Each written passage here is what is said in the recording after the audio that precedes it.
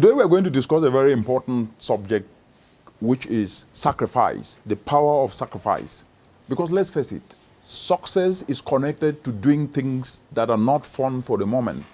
Success is connected to channeling your energy into completing that task that gives you agony and lack of enjoyment.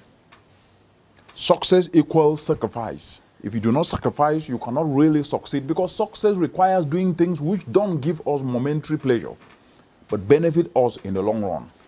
If we can all try to master that, we will experience success in abundance. Because let's face it, we are in a continent called Africa, which sometimes is a continent in adversity.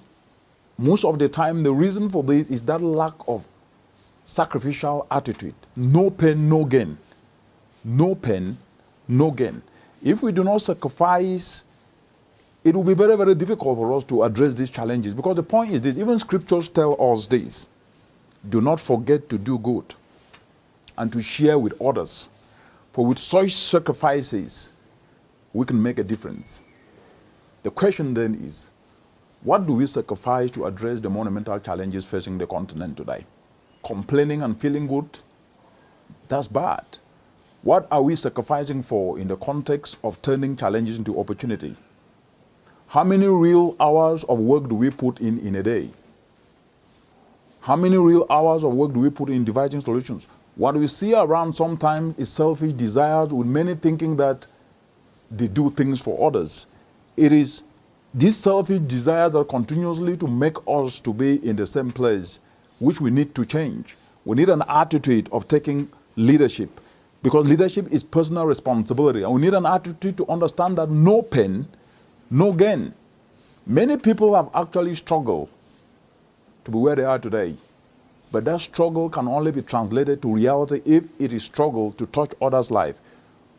We must learn to know that you cannot achieve easy life through an easy process. You must be able to turn your life into solutions, to turn your actions into solutions, to touch many others' lives. We cannot always sit complaining, thinking that complaining will bring a solution. Even the scriptures tell us that he who sows sparingly will reap sparingly. He who sows in abundance will reap bountiful. What does this mean?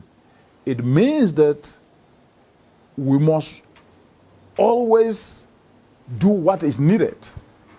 What does this mean? It means that the law of harvest is simple. And the law of harvest is simple as it is. Only what is sown is reaped. And all reaping is in proportion to sowing. And let me explain this further. When you sow corn seed, it produces stalks of corn, not wheat. Each seed produces after it's been sown. So if you don't sow, you will not harvest. And secondly, if you sow one seed of corn, you won't reap an acre of corn. You will only reap one stalk of corn. We reap in proportion to our sowing. This is the law of harvest. Sow little, reap little. Sow much, reap much.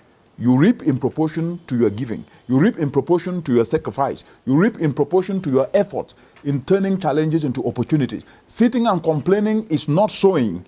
Sitting and complaining is not sowing any solution. Become a solution provider, and this takes sacrifice. Be part of the process. Yes, it's not going to be easy. It's going to be difficult, but never give up. Because what you do cannot just be about yourself. It should be about others. And if it is truly about others, let us sacrifice for short pain now for long-term gain. Thank you.